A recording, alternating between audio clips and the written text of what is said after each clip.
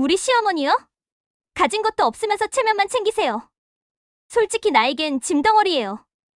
박 여사의 손이 덜덜 떨린다. 윤희야, 내가 어떻게 그런 말을 하니? 사실이잖아요? 친정 식구들도 다 알 거예요. 어머니는 늘 우리만 힘들게 하시잖아요. 시작하기 전 무료 버튼이 구독과 좋아요 부탁드립니다. 70대 박 여사의 하루는 새벽 5시에 시작됩니다. 오래된 단층 주택의 마루를 걸레질하며 하루를 준비하는 박 여사의 손길은 여전히 부지런합니다. 남편을 일찍 여의고 홀로 아들을 키워낸 세월이 손등의 주름과 허리의 굽음으로 고스란히 드러나 있었습니다. 오늘도 장에 나가야지. 박 여사는 혼잣말을 중얼거리며 낡은 리어카를 끌고 나섰습니다. 시골 장터에서 채소를 파는 일은 이미 수십 년째 이어온 일상이었습니다. 아들을 대학까지 보내기 위해 시작한 장사였지만 지금은 혼자 사는 생활비를 마련하는 소중한 수입원이기도 했습니다. 장터 한편에 자리를 잡고 앉은 박 여사 앞으로 단골 손님들이 하나둘 찾아왔습니다. 박 여사님, 오늘도 일찍 나오셨네요. 이 고추 참 싱싱하네요. 60대 중반으로 보이는 김씨 아주머니가 고추를 한 움큼 집어들며 말했습니다.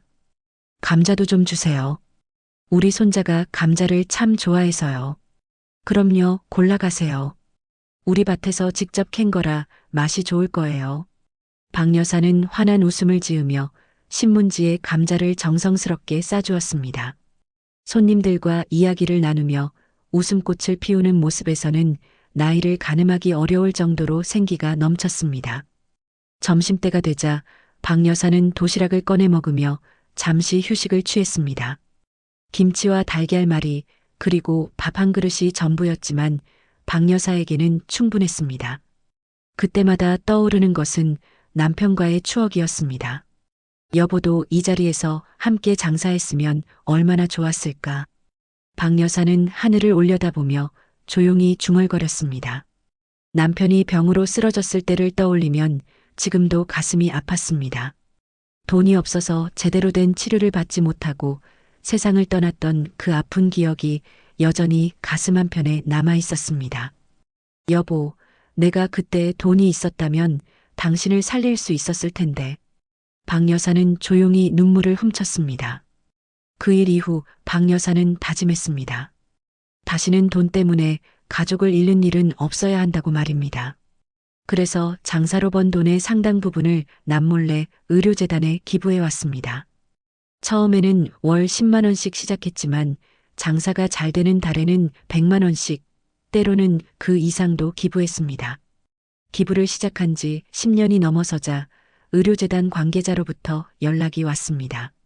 박 여사님 덕분에 이제 지역에 병원을 세울 수 있게 되었습니다. 정말 감사합니다. 그 말을 들은 박 여사는 무척 기뻤습니다. 남편이 제대로 치료받지 못하고 떠났던 아픔을 다른 가족들은 겪지 않게 되었다는 생각에 뿌듯했습니다. 하지만 이런 사실을 아는 사람은 아무도 없었습니다. 심지어 아들도 모르는 일이었습니다. 박 여사는 그저 조용히 자신만의 방식으로 세상에 보탬이 되고자 했을 뿐입니다. 내가 받은 고통을 다른 사람은 받지 않았으면 좋겠어. 이것이 박 여사의 소박하지만 간절한 바람이었습니다. 오후 2시쯤 박 여사의 휴대폰이 울렸습니다. 아들에게서 온 전화였습니다.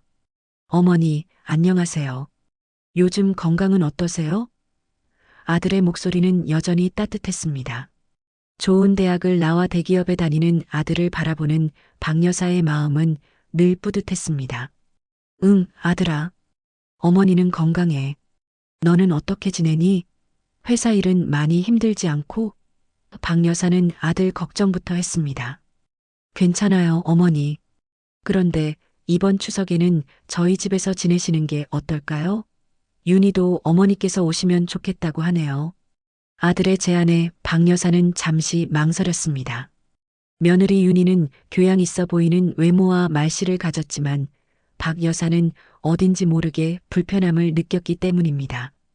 지난번 설날에 갔을 때도 윤희는 겉으로는 정중하게 대했지만 눈빛이나 말투에서 진심이 느껴지지 않았습니다. 어머니, 어떠세요? 아들이 다시 물었습니다. 그래, 그렇게 하자. 어머니가 뭘 준비해 갈까? 박 여사는 결국 아들의 제안을 받아들였습니다. 가족이니까요. 설령 며느리가 마음에 들지 않더라도 아들을 위해서라도 노력해야 한다고 생각했습니다. 아무것도 준비하지 마세요. 그냥 오시기만 하면 돼요. 아들은 말했지만 박 여사는 빈손으로 갈 수는 없다고 생각했습니다.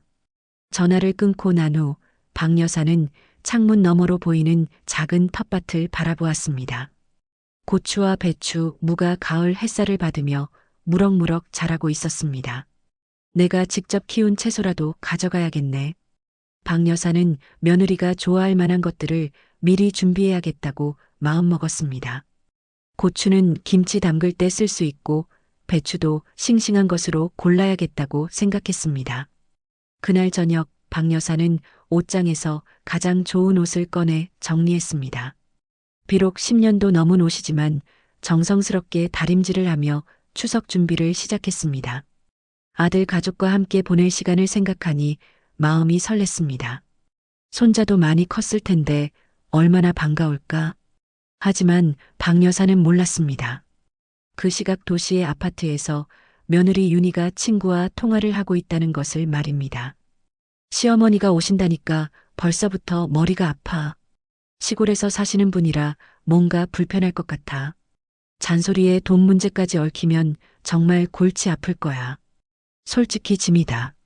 추석 연휴 첫날 아침 박 여사는 새벽부터 분주했습니다. 아들 집에 가져갈 채소를 정성스럽게 포장하고 김치통에 직접 담근 김치도 준비했습니다. 이 김치는 윤희가 좋아할까? 박 여사는 걱정스러운 마음으로 김치 맛을 다시 한번 확인해 보았습니다.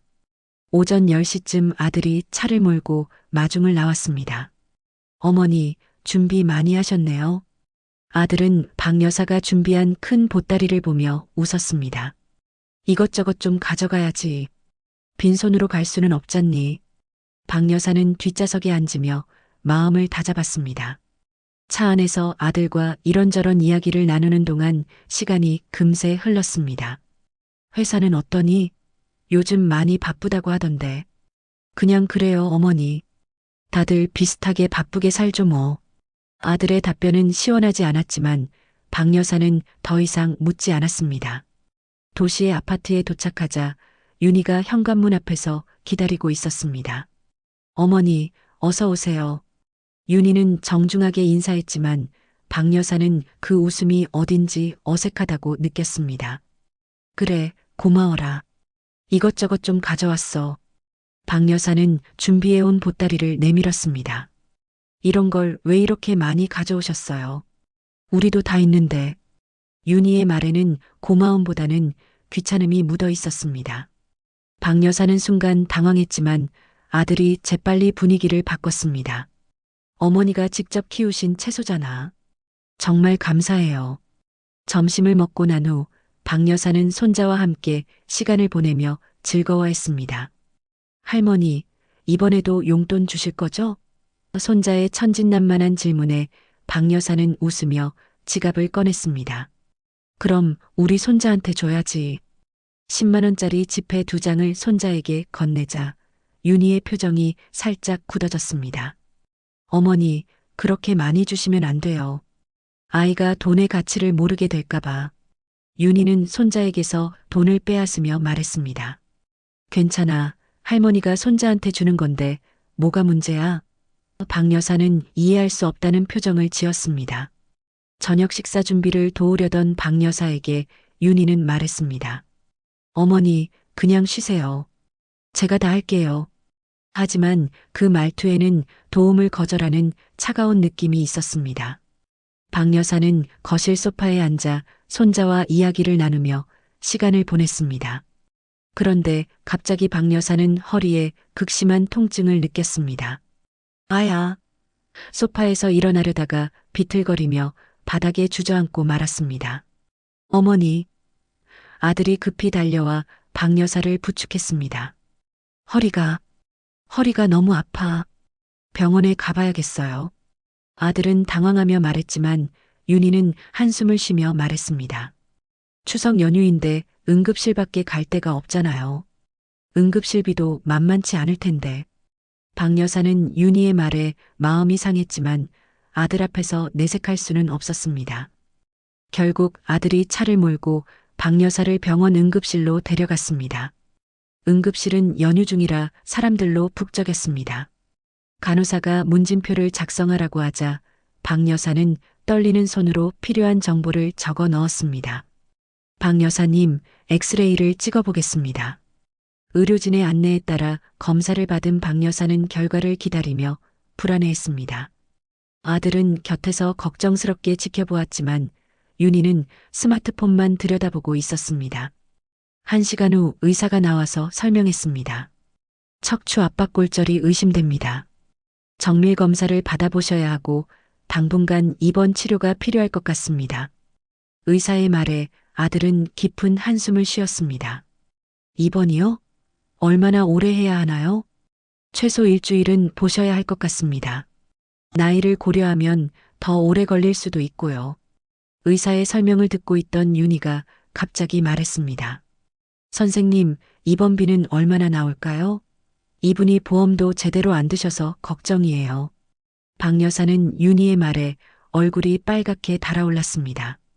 의사 앞에서 이런 말을 하다니요. 윤희야, 그런 말을. 아들이 말리려 했지만 윤희는 계속했습니다. 현실적인 얘기잖아요. 우리도 여유가 있는 건 아니거든요. 내가 조금은 모아둔 게 있다. 박 여사는 작은 목소리로 말했지만 윤희는 코웃음을 쳤습니다. 조금?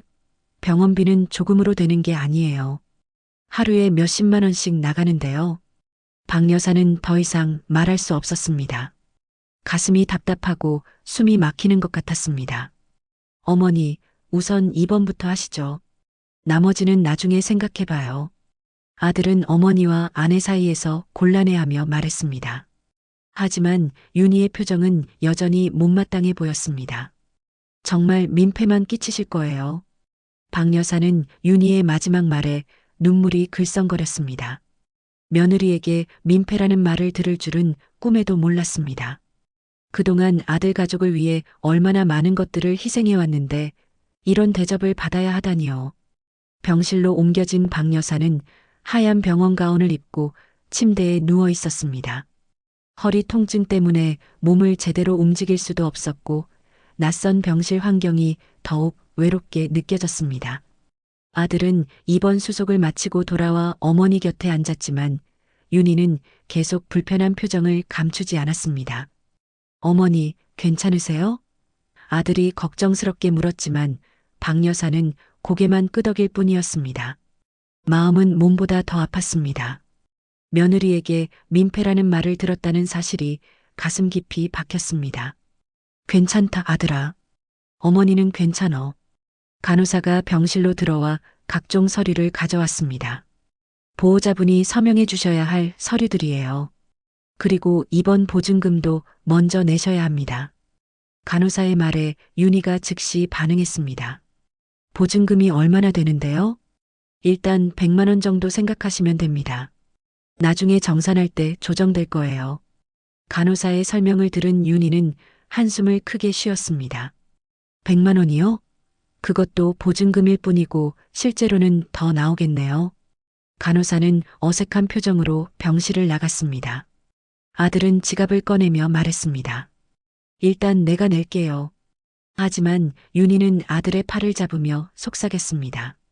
여보, 우리 적금 깨야 할 것 같아. 이번 달 카드값도 많이 나올 텐데. 박 여사는 그 대화를 들으며 더욱 위축되었습니다. 내가 돈을 낼 테니까 걱정하지 마라. 박 여사가 작은 목소리로 말했지만 윤희는 비웃듯이 말했습니다. 어머니가 뭔 돈이 있으시다고요? 장사하시는 거로는 생활비도 빠듯하실 텐데. 박 여사는 더 이상 아무 말도 할 수 없었습니다. 다음 날 아침 의사가 회진을 돌았습니다. 어제보다는 어떠세요? 의사가 박 여사의 상태를 확인하자 윤희가 갑자기 큰 소리로 말했습니다. 선생님, 이분 돈 없어요. 저희도 형편이 어려워서 오래 입원시킬 수가 없거든요. 의사는 당황스러운 표정으로 차트를 들여다보았습니다. 그러시면 요양병원으로 옮기시는 것도 방법이긴 한데, 윤희는 즉시 고개를 끄덕였습니다. 그게 나을 것 같아요. 여기는 너무 비싸잖아요. 박 여사는 윤희의 말에 얼굴이 화끈거렸습니다. 의사 앞에서, 그것도 다른 환자들이 다 듣는 앞에서 이런 수치를 당해야 하다니요. 옆 침대 환자의 보호자들이 수군거리는 소리가 들렸습니다. 저런, 참 안 됐네. 자식이 있어도 소용없구나. 선생님, 요양병원으로 옮기는 게 언제쯤 가능할까요? 윤희는 의사에게 적극적으로 물어봤습니다. 의사는 난처한 표정으로 답했습니다. 아직 급성기 치료가 필요한 상태라 바로 옮기기는 어렵고요. 최소 사흘은 더 지켜봐야 할 것 같습니다. 사흘요? 윤희의 목소리에는 불만이 가득했습니다. 그럼 사흘 후에는 바로 옮길 수 있는 거죠? 의사는 고개를 끄덕이며 병실을 나갔습니다. 박 여사는 이 모든 대화를 들으며 눈물을 참았습니다. 점심시간이 되자 아들은 회사 일 때문에 잠시 나가야 한다고 했습니다. 어머니, 죄송해요. 급한 일이 생겨서 잠깐 다녀올게요. 박 여사는 고개를 끄덕였지만 아들이 나간 후 윤희와 단둘이 남는 것이 두려웠습니다. 아들이 나가자마자 윤희는 친정 어머니에게 전화를 걸었습니다. 엄마, 나 지금 병원이야. 시어머니가 입원하셨거든. 윤희는 일부러 큰 소리로 통화를 했습니다. 박 여사가 다 들으라는 듯이요. 우리 시어머니요? 가진 것도 없으면서 체면만 챙기세요. 솔직히 나한테는 짐덩어리예요. 윤희의 말에 박 여사의 손이 덜덜 떨렸습니다. 병원비도 우리가 다 내야 하고 정말 스트레스 받아 죽겠어요. 박 여사는 더 이상 참을 수 없었습니다. 윤희야, 내가 어떻게 그런 말을 하니? 박 여사의 목소리는 떨리고 있었습니다. 윤희는 전화를 끊고 박 여사를 쳐다봤습니다. 어머니, 들으셨어요? 사실이잖아요. 친정 식구들도 다 알 거예요. 어머니는 늘 우리만 힘들게 하시잖아요. 윤희의 말은 날카롭고 차가웠습니다. 시골에서 장사하시는 거로는 우리 도움 없이는 못 사시면서 맨날 체면만 차리려고 하세요. 박 여사는 가슴이 미어지는 것 같았습니다. 그동안 내가 너희한테 짐이 됐니? 그럼요. 명절 때마다 오셔서 이것저것 간섭하시고 손자한테 용돈 주시는 것도 부담스러워요. 우리 교육 방침하고 안 맞거든요. 그렇다면 내가 여기서 나가면 되겠니? 박 여사가 침대에서 일어나려고 하자 윤희는 말했습니다. 어머니, 몸도 불편하신데 무슨 소리세요? 그냥 요양병원으로 가시면 돼요. 거기가 어머니한테는 더 맞을 거예요. 그때 복도에서 아들의 목소리가 들렸습니다. 윤희는 재빨리 표정을 바꾸고 의자에 앉았습니다. 어머니, 많이 아프세요? 아들이 들어오자 윤희는 마치 박 여사를 간병하고 있었던 것처럼 연기했습니다. 박 여사는 아들을 바라보았지만 차마 방금 전 일을 말할 수 없었습니다.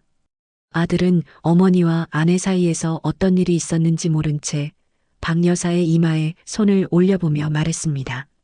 열은 없으신 것 같네요. 다행이에요.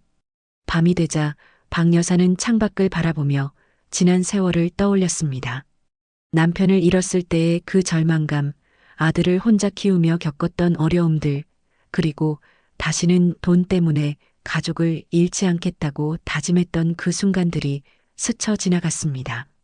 내가 그토록 노력해서 모은 돈으로 병원을 세웠는데 정작 내가 이런 대접을 받게 되다니. 박 여사는 조용히 눈물을 흘렸습니다. 병실은 고요했지만 박 여사의 마음은 폭풍우가 몰아치는 것 같았습니다. 다음 날 오전 박 여사는 간밤에 거의 잠을 이루지 못했습니다. 윤희의 말들이 머릿속에서 맴돌며 잠을 방해했기 때문입니다. 짐덩어리라고 했지. 박 여사는 천장을 바라보며 한숨을 깊게 쉬었습니다. 아침 식사 시간이 되자 간병인이 식판을 가져왔습니다. 어르신, 식사하세요. 하지만 박 여사는 입맛이 없었습니다. 죽 한 숟가락을 겨우 떠넣었지만 목으로 넘어가지 않았습니다. 맛이 없어서 그런가. 박 여사는 스스로를 달래려 했지만 사실은 마음이 아파서였습니다. 윤희는 오전 10시쯤 병실에 왔습니다. 손에는 커피 한 잔을 들고 있었고 박 여사에게는 아무것도 사오지 않았습니다. 어머니, 밤에 잘 주무셨어요? 형식적인 인사였습니다. 박 여사는 고개만 끄덕였습니다. 어머니, 제가 요양병원 몇 군데 알아봤어요. 윤희는 의자에 앉으며 말했습니다. 여기서 멀지 않은 곳에 괜찮은 데가 있더라고요. 비용도 여기보다 훨씬 저렴하고요. 박 여사는 윤희의 말에 마음이 더욱 무거워졌습니다. 그곳은 어떤 곳이니? 박 여사가 물었지만 목소리에는 힘이 없었습니다. 시설도 깨끗하고 간병인분들도 친절하대요. 어머니 같은 분들이 많이 계시니까 외롭지도 않으실 거예요. 윤희의 말에는 박 여사를 빨리 보내고 싶어 하는 마음이 드러나 있었습니다. 점심시간 즈음 아들이 왔습니다. 어머니, 오늘은 좀 어떠세요? 아들의 표정에는 진심 어린 걱정이 있었습니다. 괜찮다, 아들아. 많이 좋아졌어. 박 여사는 아들을 안심시키려 했지만 실제로는 몸도 마음도 아팠습니다. 여보, 요양병원 얘기 어머니께 말씀드렸어요. 윤희가 아들에게 말했습니다. 아들은 잠시 망설이더니 말했습니다. 어머니, 어떻게 생각하세요? 사실 여기 병원비가 만만치 않아서요. 아들도 결국은 돈 걱정을 하고 있었습니다. 박 여사는 아들의 말에 가슴이 찡했습니다. 그래, 그렇게 하자. 어머니가 너희한테 부담을 줄 수는 없지. 박 여사는 담담하게 말했지만 속으로는 눈물이 흘러내리고 있었습니다. 자신이 키운 아들마저 이런 마음을 갖고 있다는 것이 너무 슬펐습니다. 오후에 윤희는 또다시 친구와 통화를 했습니다. 이번에도 일부러 박 여사가 들을 수 있도록 큰 소리로 말했습니다. 응, 요양병원으로 모시기로 했어. 여기 있으면 우리만 망하잖아. 박 여사는 이불을 머리끝까지 덮고 윤희의 목소리를 차단하려 했습니다. 시어머니가 돈이 있다고 하시는데 솔직히 믿어지지 않아. 시골에서 장사하시는 분이 뭔 돈이 있겠어? 윤희의 말에 박 여사는 자신이 지금까지 숨겨온 비밀을 떠올렸습니다. 의료재단에 수십 년간 기부해온 사실, 그리고 그 돈으로 이 지역에 병원이 세워졌다는 것을 말입니다. 그분들은 맨날 체면만 차리려고 해. 가진 것도 없으면서 자존심만 세시잖아. 윤희의 말은 점점 더 심해졌습니다.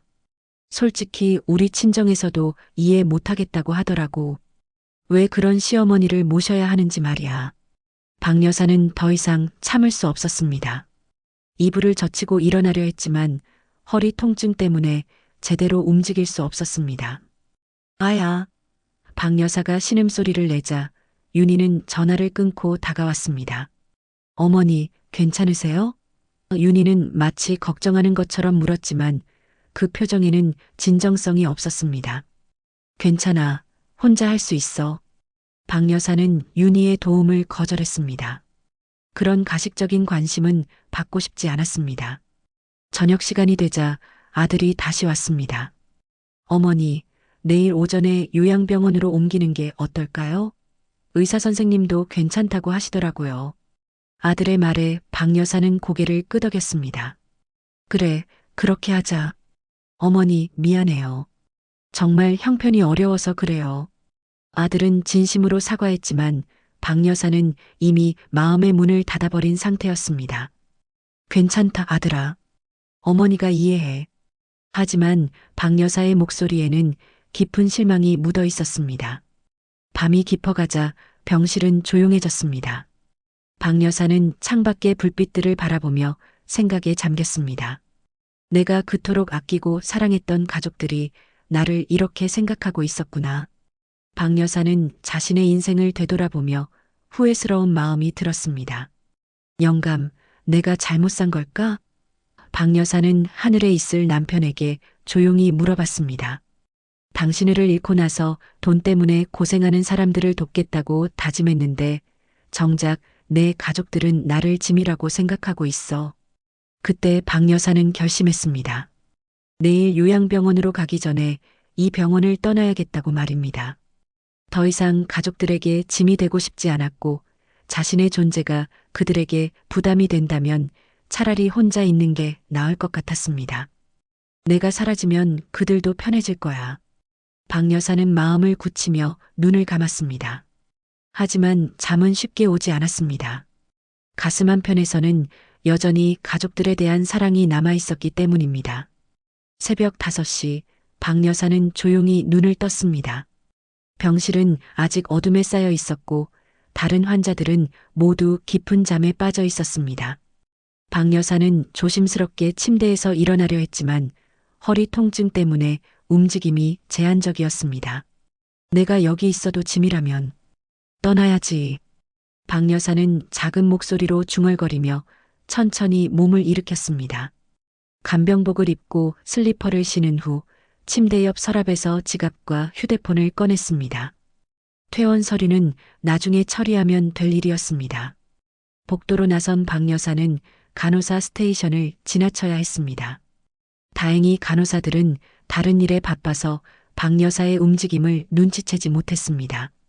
박 여사는 엘리베이터 앞에 서서 잠시 망설였습니다. 정말 이렇게 하는 게 맞을까? 엘리베이터 문이 열리자 박 여사는 주저하지 않고 안으로 들어갔습니다. 1층 버튼을 누르며 마음을 다잡았습니다. 가족들도 내가 없으면 편해질 거야. 더 이상 돈 걱정할 필요도 없고. 박 여사는 스스로를 설득하려 했습니다. 1층 로비에 도착한 박 여사는 출입구 쪽으로 향했습니다. 새벽이라 로비는 한산했고 경비원만이 졸고 있는 상태였습니다. 박 여사는 조용히 자동문을 통과해 병원 밖으로 나왔습니다. 찬 새벽 공기가 얼굴을 스쳤습니다. 이제 어디로 가지? 박 여사는 병원 앞 도로를 바라보며 생각했습니다. 집으로 돌아가기에는 너무 멀었고 택시를 타기에는 몸이 불편했습니다. 그때 병원 근처에 있는 작은 공원이 눈에 들어왔습니다. 저기서 잠시 쉬었다가 생각해보자. 공원의 벤치에 앉은 박 여사는 주위를 둘러보았습니다. 가로등 불빛 아래로 이른 새벽 조깅을 하는 사람들이 지나다녔습니다. 저 사람들은 모두 건강하고 행복해 보이는구나. 박 여사는 부러운 마음으로 그들을 바라보았습니다. 시간이 지나면서 허리 통증이 더욱 심해졌습니다. 아야. 박 여사는 벤치에서 일어나려다가 비틀거렸습니다. 다리에 힘이 빠지면서 몸의 균형을 잃었고 그대로 바닥에 주저앉고 말았습니다. 도와주세요. 박 여사는 작은 목소리로 외쳤지만 주변에는 아무도 없었습니다. 다행히 조깅을 하던 한 시민이 박 여사를 발견했습니다. 어르신, 괜찮으세요? 젊은 남성이 급히 달려와 박 여사를 부축했습니다. 병원 환자복을 입고 계시네요. 혹시 병원에서 나오신 건가요? 네. 잠시 나왔다가. 박 여사는 제대로 설명할 수 없었습니다. 젊은 남성은 즉시 119에 신고했습니다. 어르신 한 분이 공원에서 쓰러지셨어요. 병원 환자복을 입고 계시니까 어디선가 나오신 것 같아요. 구급차가 도착할 때까지 젊은 남성은 박 여사 곁에서 기다려 주었습니다. 어르신, 가족분들한테 연락드릴까요? 박 여사는 고개를 저었습니다. 괜찮아요. 가족들은 연락하지 마세요. 박 여사는 간신히 말했습니다. 구급대원들이 도착해서 박 여사를 들것에 올렸습니다. 어르신, 어느 병원에서 오셨어요? 구급대원의 질문에 박 여사는 방금 전까지 있었던 병원 이름을 말했습니다. 거기서 치료받고 계셨던 거네요. 다시 모셔다 드릴게요. 구급차 안에서 박 여사는 천장을 바라보며 눈물을 흘렸습니다. 결국 다시 돌아가게 되는구나. 도망치려 했지만 몸이 따라주지 않았습니다. 나이와 병이 박 여사의 발목을 잡았습니다. 병원에 도착하자 간호사들이 급히 나와서 박 여사를 맞았습니다. 박 여사님, 어디 가셨던 거예요? 아침에 침대가 비어 있어서 모든 직원이 찾고 있었어요. 간호사의 말에 박 여사는 죄송한 마음이 들었습니다. 가족분들도 연락받고 오고 계실 거예요. 간호사가 말하자 박 여사의 얼굴이 어두워졌습니다. 또다시 아들과 윤희가 와서 잔소리를 들어야 한다는 생각에 마음이 무거웠습니다. 또 민폐를 끼치게 되는구나. 병실로 돌아온 박 여사는 침대에 누워 복도 소리에 귀를 기울였습니다. 아들과 윤희의 목소리가 들려왔습니다. 정말 놀랐어요. 갑자기 사라지시면 어떡해요? 윤희의 목소리에는 걱정보다는 짜증이 섞여 있었습니다. 어머니, 왜 그러셨어요? 아들이 병실로 들어와 물었습니다. 박 여사는 아들을 바라보며 말했습니다. 답답해서 잠시 바람 쐬러 나갔다가 그만. 진실을 말할 수는 없었습니다. 가족들에게 짐이 되기 싫어서 도망치려 했다고 어떻게 말할 수 있겠습니까? 윤희는 팔짱을 끼고 말했습니다. 어머니, 몸이 불편하시면서 왜 혼자 나가세요? 무슨 일이라도 생겼으면 어쩔 뻔했어요? 겉으로는 걱정하는 말이었지만 박 여사는 그 속에 담긴 진짜 의미를 알고 있었습니다. 보세요.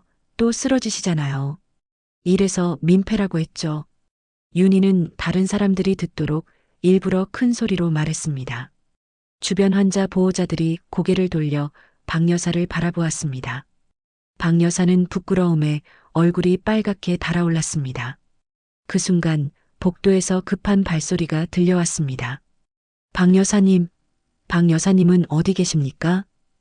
익숙하지 않은 목소리였습니다. 윤희는 고개를 갸우뚱하며 복도를 내다보았습니다. 누구지? 왜 시어머니를 찾는 거야? 병원장이 숨을 헐떡이며 병실 앞에 나타났습니다. 뒤따라 온 간호부장과 의료진들의 표정은 매우 긴장되어 있었습니다. 박 여사님, 정말 이곳에 계셨군요. 병원장은 박 여사를 보자마자 깊게 허리를 굽혔습니다. 윤희는 눈이 커지며 당황했습니다. 저분이 누구세요? 아들도 어리둥절한 표정으로 병원장을 바라보았습니다. 병원장은 정장을 입고 있었고 목에는 병원장이라고 적힌 명찰이 달려 있었습니다. 박 여사님, 왜 이렇게 몸을 숨기고 계셨습니까? 병원장은 박 여사 앞에 무릎을 꿇으며 말했습니다. 간호사들로부터 보고를 받고 급히 달려왔습니다. 이사장님께서 이런 대우를 받으시면 안 됩니다. 이사장? 윤희는 자신의 귀를 의심했습니다. 시어머니가 이사장이라고요? 윤희의 목소리는 떨리고 있었습니다. 아들도 입을 벌린 채 어머니와 병원장을 번갈아 바라보았습니다. 병원장은 고개를 끄덕이며 설명했습니다. 네, 맞습니다. 박 여사님은 우리 병원의 설립자이시자 이사장님이십니다. 수십 년 전부터 꾸준히 재산을 기부하셔서 이 병원이 세워질 수 있었습니다. 윤희는 얼굴이 새하얗게 질렸습니다. 그게 무슨 말씀이세요? 병원장은 진지한 표정으로 계속 설명했습니다. 박 여사님께서는 남편분을 잃은 후 다시는 돈 때문에 생명을 잃는 일이 없어야 한다며 시골 장사로 번 돈을 모두 의료재단에 기부하셨습니다. 처음에는 월 10만 원씩 시작하셨지만 점차 기부 금액을 늘려가셨죠. 20년 넘게 총 30억 원이 넘는 거액을 기부하셨습니다. 병원장의 말에 윤희는 다리에 힘이 빠져 의자에 주저앉았습니다. 30억?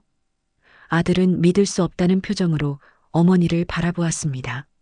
박 여사는 고개를 돌린 채 창밖을 바라보며 말했습니다. 그런 것들은 중요하지 않아. 이제 와서 무슨 소용이니?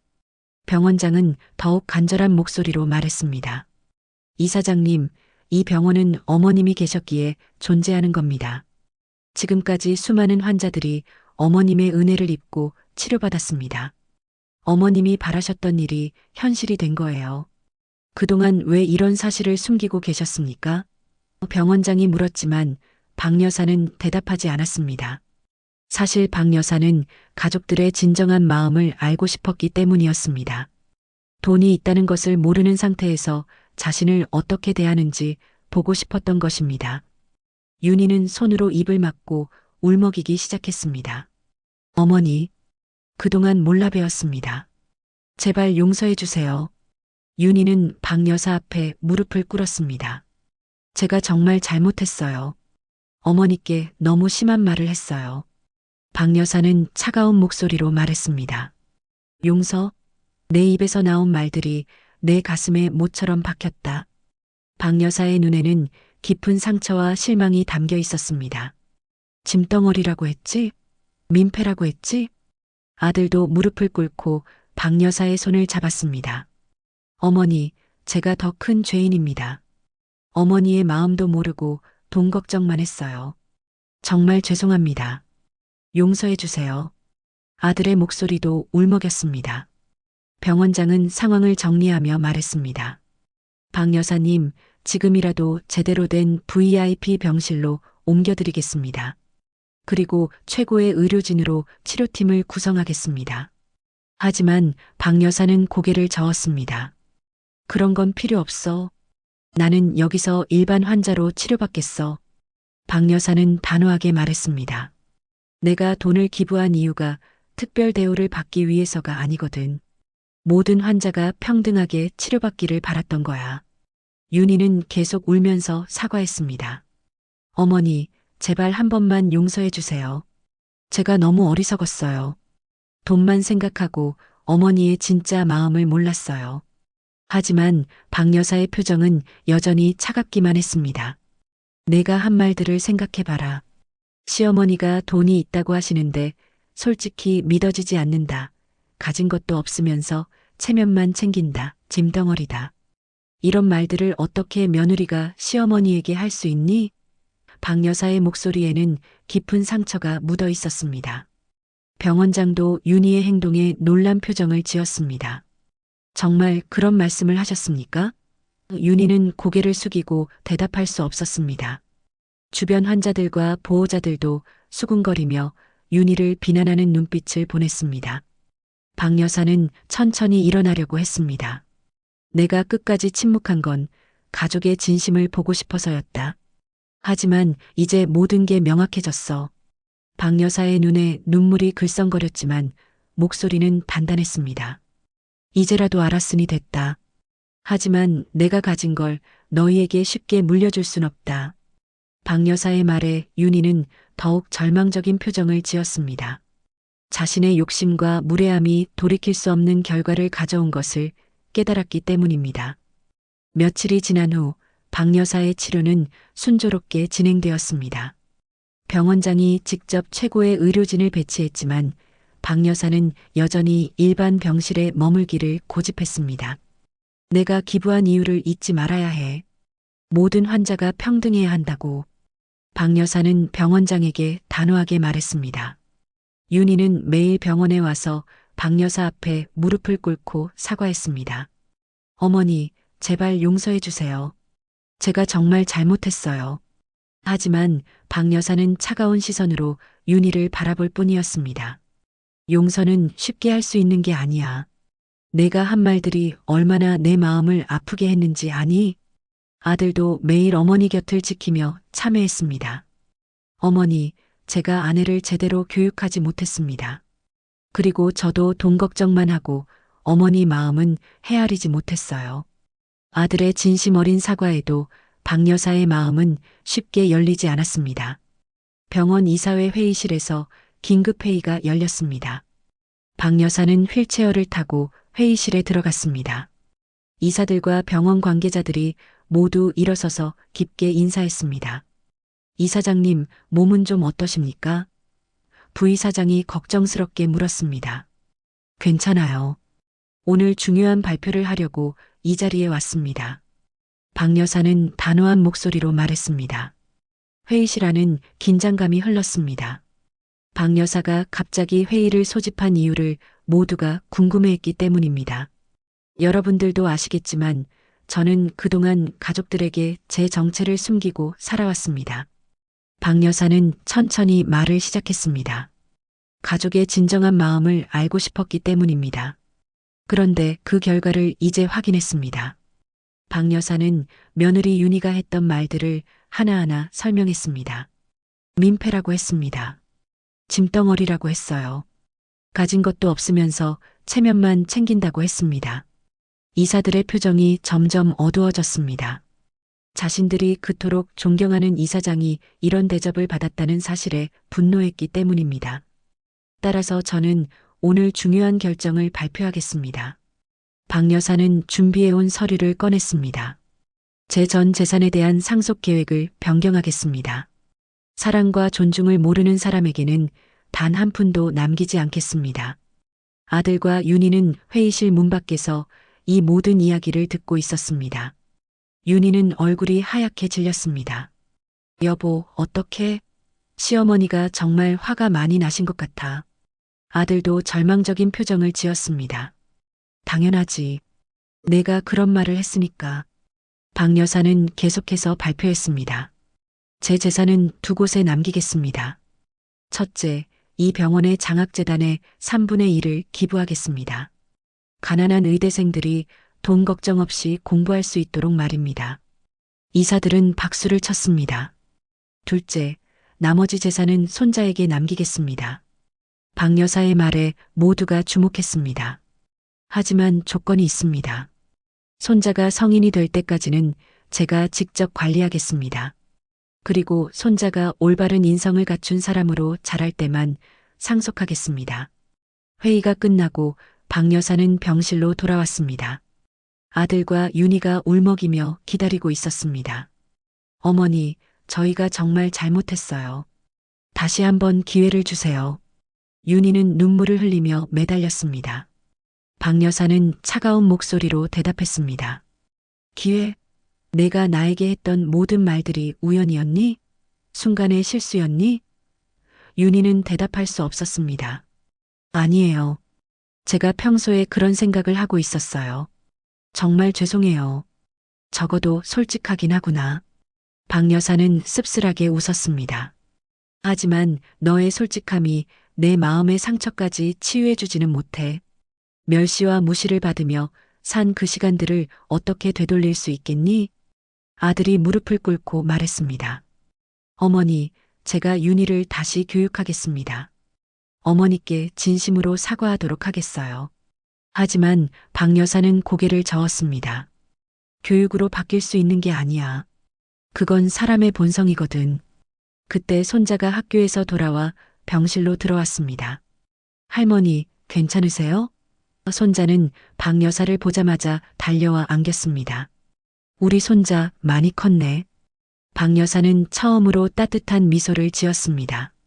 할머니, 엄마가 할머니한테 나쁜 말 했다고 들었어요. 제가 할머니를 지켜드릴게요. 10살 손자의 순수한 말에 박 여사의 눈에 눈물이 고였습니다. 고마워, 우리 손자. 할머니는 내가 있어서 행복해. 윤희는 자신의 아들마저 자신을 비난하는 것을 보며 더욱 절망했습니다. 아들아, 엄마가 잘못했어. 할머니께 용서를 구해야겠다. 하지만 손자는 어머니를 외면했습니다. 엄마는 할머니한테 사과해야 해요. 나쁜 말 하면 안 돼요. 박 여사는 손자를 품에 안으며 말했습니다.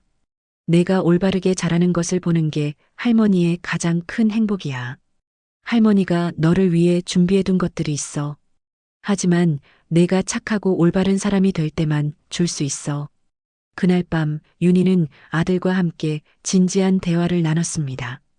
여보, 나 정말 후회돼. 시어머니께 그런 말을 한 내가 너무 싫어. 아들도 한숨을 쉬며 말했습니다. 돌이킬 수 없는 일을 했어. 어머니 마음에 깊은 상처를 낸 거야.